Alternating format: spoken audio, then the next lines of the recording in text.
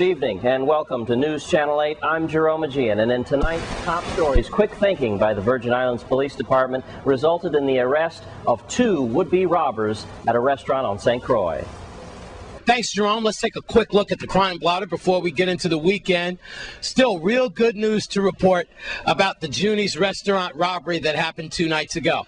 News Channel 8 broke that story to you exclusively. How we explained how the proprietor was caught on the phone, how the gunman demanded money. I come for the money, and took Junie's phone and threw it in the dishwater. Then Junie hid under the sink. How she got that little space, I'll never know, but that's what fear will do to you. But everyone worked in concert, didn't they? From the sister in the States calling 911, all that, and the police. I got to tell you, Chief Benta and Commissioner McCall really has the VIPD working fast, and that's a warning for you criminals out there. Arrested, 24-year-old Louis A. Rivera. You see his picture here. He is from WIM. 21 years old, Cayone, Brazil, from Estate Diamond. You see his picture. Both men were charged with first-degree robbery, third-degree assault, unauthorized possession of a firearm during a crime of violence. These charges could be upgraded, who knows, because remember, apparently it was one gunman who went in, but both of these guys were caught after the police flooded the area and found these guys with the weapon under the seat. Meanwhile, they're both charged with $75,000 bail. So we'll just have to wait and see what the prosecutors and the detectives come up with. But once again, kudos and congratulations to the dispatchers and to the police department and to the detectives and even Junie's family to get those guys behind bars. Now, last night there was a discharge of shots in the estate welcome area near DC Cannegated Ballpark. Fortunately, we don't have any injuries, and we don't know what the details were to that, but if you have heard some weapons fired in that area, that's what that was. Other than that, that's it. Have a nice, safe weekend. Remember, if you see a crime, do the right thing. Call 778-2211 or 911. Don't forget Crime Stoppers, 1-800-222-TIPS, 1-800-222-TIPS. With that, we can drive and have a great weekend. I'm Wes Small for News Channel 8. And now it's time for the second part of the Amistad interview. Here's T. Roy Augustin with that exclusive sit down. And quite a few of the ports were where slave ships had been in and out of. And right, we actually retraced the triangular slave trade. So it was from, we started in Falmouth, that's where we first pulled in. We went to Liverpool, where we were there for the opening of the Slavery Museum. From Liverpool, we went to Bristol, which was a very large slave port.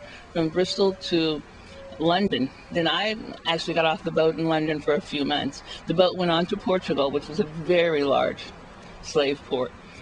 From Portugal, she went to Freetown, Sierra Leone. And this is where the 53 captives basically were from Freetown.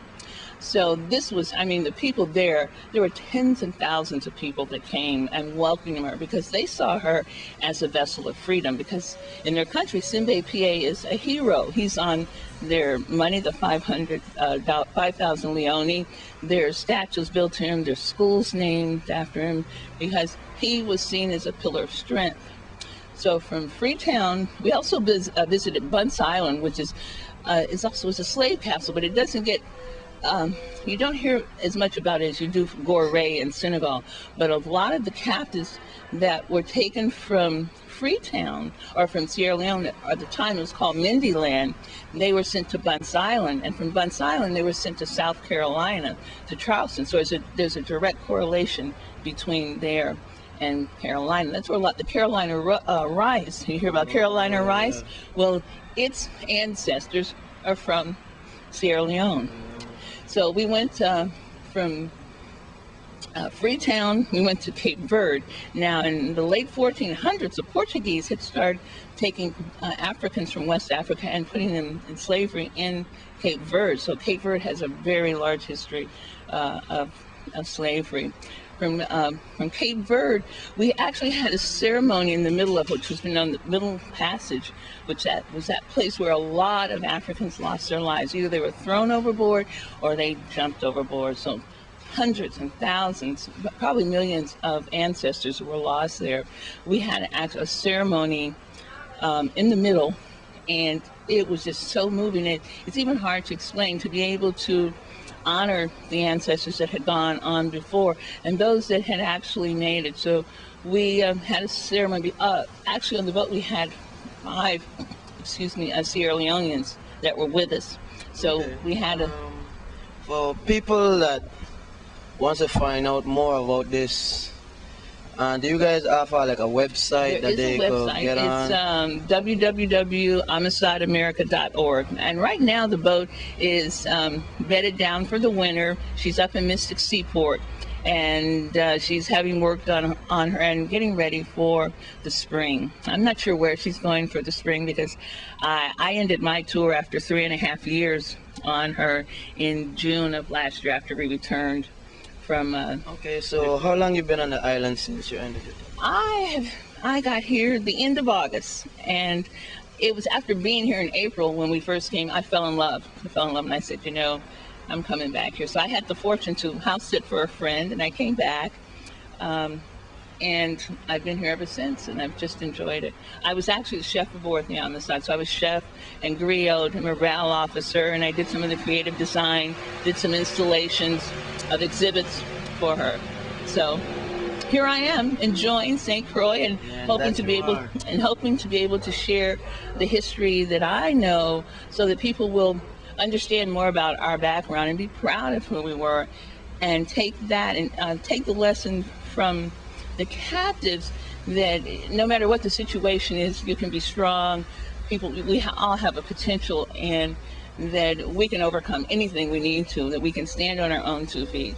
But it starts with those little baby steps. You have to make a step.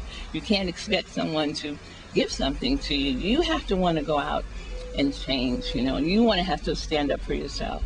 Okay, you're hearing this for the first time. This is a lady that actually been on the Amistad. She giving you words of wisdom from her experience. They have a website out, which was amistadamerica.org, if you want to check out for more information about it. She says she's a chef. She was a chef on it. I mean, come on, this is history in the making. It's not everybody gonna meet someone that actually went on a vessel like this. There are books about it. There's even a movie about it.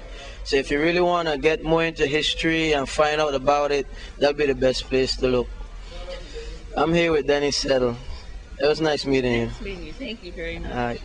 I'm T-Roy for News Channel 8. Thanks, T. Roy. And when we come back from the break, your entertainment report. Stay with us on News Channel 8.